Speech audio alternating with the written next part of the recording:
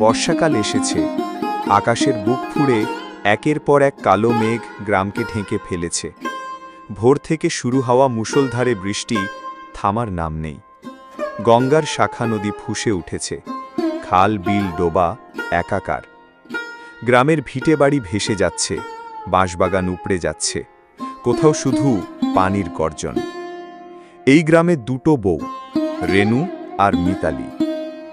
রেনুর স্বামী শ্যামল শহরে রাজমিস্ত্রির কাজ করে, মাসে একবার টাকা পাঠায়, কিন্তু বন্যার দিনে সেই টাকাও আসতে দেরি হয়।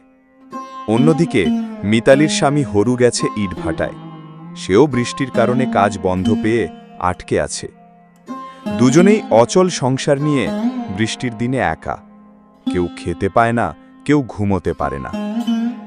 এক রাতে বৃষ্টি আরও জোরে নামল, হাওয়ায় টিনের চাল উড়ে গেল রেনুর ঘরের। রেনু ভয়ে কাঁপতে কাঁপতে ছুটে গেল পাশের বাড়ির মিতালির কাছে। মিতালি তখন নিজের উঠোন থেকে হাঁটু জল পেরিয়ে ঘরের চাল বাঁচাতে মরিয়া চেষ্টা করছে। রেনু ভিজে কাঁপতে কাঁপতে বলল, ও মিতালি, আমার ঘর ভেঙে পড়ছে, আমি এখন কোথায় যাই?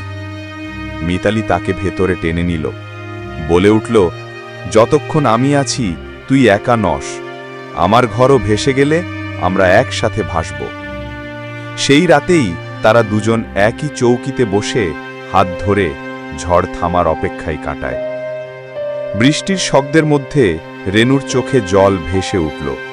সে বলল, মিতালি, তুই জানিস শ্যামল কতদিন ধরে আমাকে একটা নতুন শাড়ি কিনে দিতে পারল না? শহরে থাকে, কাজ করে, কিন্তু টাকা পাঠাতে সব সময় দেরি হয়। আমি ভাবি হয়তো আর ফিরে আসবেই না। মিতালিও হেসে কেঁদে ফেলল। আমার অবস্থা কি কম রে রেনু? হরু চলে গেছে ভাটায়, 3 মাস হলো তার মুখটা পর্যন্ত দেখিনি। বৃষ্টি নামলেই মনে হয় নদীটা এবার ওকেও গিলে নিল না তো। দুজনের কথায় কষ্টের স্রোত বয়ে গেল। বাইরে নদীর জল যেমন ফুলে উঠছে, ভেতরে তেমনি কান্নায় ভিজছে তাদের বুক। ভোরের আলো ফুটতেই দেখা গেল মিতালির উঠোনে পানি উঠে গেছে কোমর পর্যন্ত। মুরগি, হাঁস, গরু সব ভেসে বেড়াচ্ছে। রেনু বলল, এবার বোধহয় আমরা আর টিকতে পারবো না। মিতালি তার হাত শক্ত করে ধরল। টিকতে হবেই রে রেনু, যদি স্বামীদের ভরসায় বাঁচা না হয় তবে আমরা নিজেরাই টিকে থাকব। দুজনে মিলে ঘরের জিনিসপত্র বাঁশের ভেলায় তুলে রাখল। চুলোর হাড়ি পাতিলও যেন ভেসে না যায় সেই চেষ্টা করল। সেই মুহূর্তে তারা বুঝল, আসল সংসার মানে কেবল পুরুষ নয়, 2 নারীর একসাথে লড়াইও সংসারকে বাঁচিয়ে রাখতে পারে।